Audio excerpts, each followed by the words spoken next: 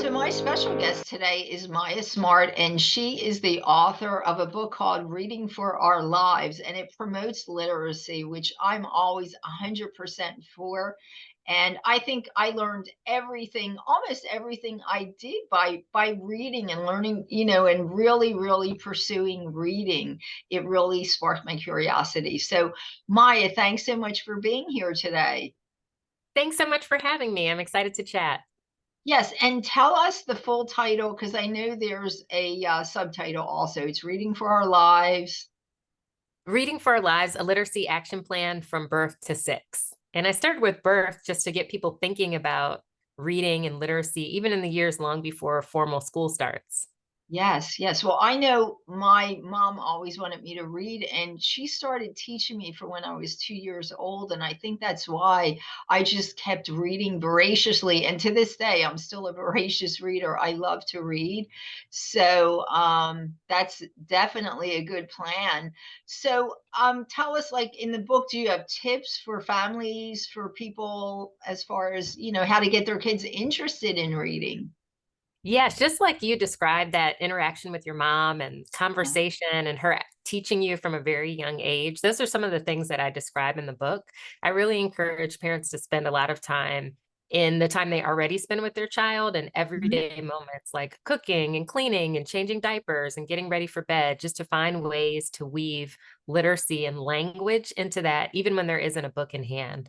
People don't realize that so much of reading begins before that, just with conversation and learning words and what they mean and being interested in language.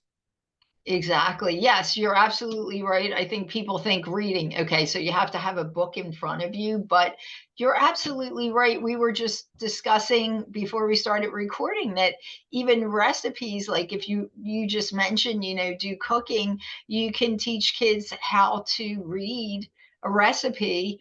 If they can't, if they're too young to read all the words, right? You teach them how to read at least some of that, and just doing that. Or as you said, I know somebody that couldn't get their son to read or be interested in it, and they realized he was really interested in sports. So what they did was they really pursued, buying him anything involving the sports that he liked. I think it was baseball and basketball, football. So he learned how to read really well because he was reading all these sports books, and he could tell you the averages, all these averages and all this stuff about the players and all that. And he started reading because they kind of figured out how to get him to read through his love of sports. So It's definitely about building those bridges between what the child is interested in and what you want them to learn. And so, right. sports, cooking, whatever a child is interested in, parents should feel really empowered that they can make a literacy connection. And it can be in small ways. Like it doesn't even have to be initially a big book on sports. It could uh, be a baseball card. And you're talking to them about the letters or the number on the player's jersey or these little entry points, and we can learn as parents to make letters and make print a topic of conversation and really bridge to kids' interests. If you think about a recipe card with a uh, really little one, it's a valuable lesson for them to know that there's something on that piece of paper that has some relationship between these things you're measuring or stirring, or so it's a big lesson for them even to understand that print, whatever magical thing is on that card, means something that affects the actions you take in the kitchen. So even that is a powerful lesson before you get into letters or words, just that there's meaning in print. exactly. So I know you said something about a plan from birth through six.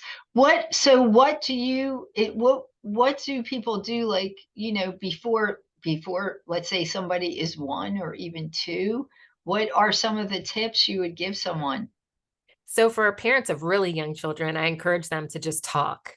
And for a lot of people, they think, well, why would I talk to a baby? A baby can't respond. They're not speaking back to me in words. But what we have to remember is that they will learn to speak and respond by hearing us speak. And that Exactly. they are communicating, they're cooing, they're babbling, they're turning their head to look at something or kind of gesturing. And so we Exactly. have to learn to tune in and pay attention and respond to all of those things as if it were a conversation. So talking is really important with babies. And Uh-huh. even with a 6-month-old, start to use those board books or the big books where they can feel textures or, things pop up and all those little interactive things with, there are also a brand of book called Indestructible that they Uh-huh. can try to tear and throw around and they can't ruin them, but there's Right. something powerful about learning just from interacting with the book object before they even know to tune into the text. Wow. And people don't realize, so babies have their own kind of language, and it's not like they don't communicate how we communicate, right? Because they can't yet, but they do communicate. I love that you said that. They do communicate. So you have to kind of tune into how they're communicating, because they are really responding. It's just that they're not responding the way somebody, an adult, would with like a fully developed, right? So but they are communicating, and they do respond, but it's in their own way that they can respond. I think that's wonderful. So how did you get into, I guess one of my questions would be, how it's such an interesting book, and as I told you, I'm so glad there's somebody promoting literacy, because I think it's so important. How did you decide to write this book? When I had my daughter, she's now 11, so I have a middle schooler. But when I was a new mom, I was just really curious, as also a book lover, how do Uh-huh. you actually get a child to love reading? And then my Uh-huh. questions got more specific. Well, how do they, before they can even love it, they have to know how to do it. And I didn't remember Right. being taught because I wasn't Right. a reader. I didn't remember reading lessons, or Uh-huh. I just always remember knowing how to do it. And Uh-huh. so I read a lot of news articles. I took a class on the foundations of reading instruction. I started reading the articles that were listed in the footnotes of other articles. So it just became this big personal quest to figure out, what am I supposed to do with my daughter at, 6 months, 12 months, 18 months, all Right. these different points in time to help her become a Uh-huh. strong, skilled, fluent reader. And then Right. over time, I discovered that it wasn't just me that didn't know the details of how to do this. It's most Right. parents, and also a lot of teachers don't. So They it's really, it was super helpful once I knew I wanted to share. That's great. Yes, that's great that you did that, because yeah, I know there are teachers, and, from other parents that I speak to, they don't have a clue. And it's, even the teachers don't. So, and reading is just so important. It really is a foundation for any career that anybody could have. And I just value, my love of reading in everything that I've ever done. I really was able to learn, even more about what I wanted to do, and more about whatever I was doing, whatever career or whatever my career. So it's definitely a more than valuable skill. So that's great that for some reason I thought you were a teacher, and you just, so no, you're a mom who wanted to teach others how to instill that. So you said you have a daughter. Is she middle schooler now still? Yeah, she is. And it was funny. We were actually, she wanted to make some pancakes over the weekend. Right. And Uh-huh. so she gets the box out, and she normally makes French toast with her dad, and he doesn't use a Uh-huh. recipe. So he wasn't around. She wanted to make pancakes. And I'm like, well, just, read the instructions. And Uh-huh. so even with a middle schooler, you still need those skills. So it's a different, different Yes. levels, and you have to learn and Exactly. figure things out. And so it was Exactly. fun. It's just fun to watch them not only read literature and things that they're assigned in school, but there was something neat about just in that casual everyday context, her Uh-huh. being able to get what she needed by reading. I And I feel read. like, wow, like, it's just a major life skill. And we, as skilled, fluent adult readers, like we overestimate or underestimate how hard it is for people to get to that point. But there are like millions of Americans who can't read well enough to read the pancake recipe off the box and find the ingredients and, read the labels and Yes. measure. And You there's so are absolutely right. I was just so surprised because, you or I probably just assume, we've done it. You read just like voraciously. It sounds like you love to read too. So you just assume, but yes, there are lots of people out there and it's probably because of either the education system or something was broken there that, they didn't get the encouragement, or whatever, or the proper instruction to, and I think that it's like a domino effect, right? So once you get them started on loving to read, you probably just let them go and, they'll start reading away, but it's just getting that start and getting them really into that.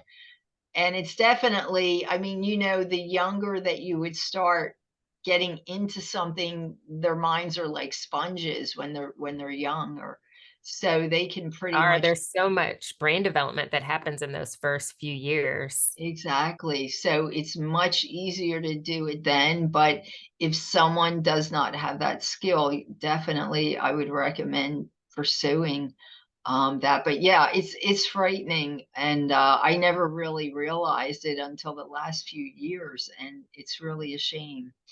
But anyway, so tell everyone, where can they find that book? Yes, Reading for Our Lives, A Literacy Action Plan from Birth to Six is available at all the major booksellers, so Amazon.com and Barnes and Noble, and also at independent booksellers online. So if you go to my website, which is just my name, Maya Smart, MAYASMART.com/book, I have links to all the different booksellers that have it. And it's also available as an audiobook. So you can Oh, listen to me read it for 6 hours or however long the audiobook is. But that was a really fun experience to record the audiobook myself, as opposed to having a professional voice actor or someone do it. Because yes, I got to revisit all of those tips and advice. And exactly. it took, I think maybe it was 2 days that it takes to record it, because you'll misspeak and have to go back and say something again or mispronounce someone's name. But it was fun for me to hear the book as well. And I was Oh, wow. happy That's to have great. compiled all this stuff and practical, Yes, easy. and also I love that you did that because, everybody's so busy now, and with the audiobook, there's no excuse. They can listen to it in the car, on the train, anywhere they're at while they're relaxing outside. Now it's summertime. If you're on the beach, you can listen to it anywhere. So, that's great. So it's an audiobook also, and your website. And I just want to tell, because I do have foodies in my audience. So you also said you have some recipes, some very easy recipes to kind of facilitate learning to read, right? In the book. Yeah, so we have the recipes aren't in the book, but they're on the Oh, website. So at mayasmart.com/resources. Every okay. week I publish something. So there might be a list of recommended picture books for Father's Day, or different topics throughout the year. So they're book lists, family activities, and we have several read with me recipes. And so they're very Uh-huh. simple, maybe a smoothie or something, and it helps Great. kids. You'll have them look at the recipe and point to all the O's, like in smoothie, and different words. And Okay. um, you'll talk about the ooh sound that's in fruit and smoothie and different. So the recipes are more oriented toward literacy skills than like the Literacy. actual taste Yes, of the recipe. But it's really exactly. fun to But it's to fun, get in and I the think it's kitchen. a great way if somebody's a foodie and, they want to teach their child how to read kind of using food. It's a great way to facilitate that. It's a fun way, actually, but you don't even have to be a foodie. It's just it makes reading fun also. And I think that's the main thing too. You have to make it kind of fun for the kids, to get them into it so it's fun. And I love the way that, you do that through recipes. And also, so I just want to make sure people heard that on your website you have lots of resources, right, for literacy, for helping to read and suggested reading and things like that. Yes. And as you mentioned, we do try to keep it fun. So this time of year, there are some great scavenger hunt kind of things that you can do, just kind of walking through your neighborhood and looking Yes. for different letters and shapes. And so there's so much power. I don't want parents to, again, to think that you always have to have a book in hand. to Right. teach these lessons. There's all kinds of print there, even graphic t-shirts or a cereal box or whatever the How case may be. about There are car so many. trips? Like if somebody's doing a car trip for the summer, right? I can remember my parents used to do something like, you would have to find something that began with a specific letter or something, as you're sitting in the back seat and all that, right? For the summer. Looking at the different license plates, the signs Right. along the highway. That's a fun thing to do on the move in the summer. Exactly. Well, that's great. Yep. I could sit here and think of millions of things too with you. So, but I'm sure you have a lot in your book and on your website. So, Maya, thank you so much for being here. And definitely, hopefully, people will take a look at your website and get the book and really get more into reading or get your kids into reading if you're not already. Thanks so much, Maya. Thank you so much for having me. You're welcome.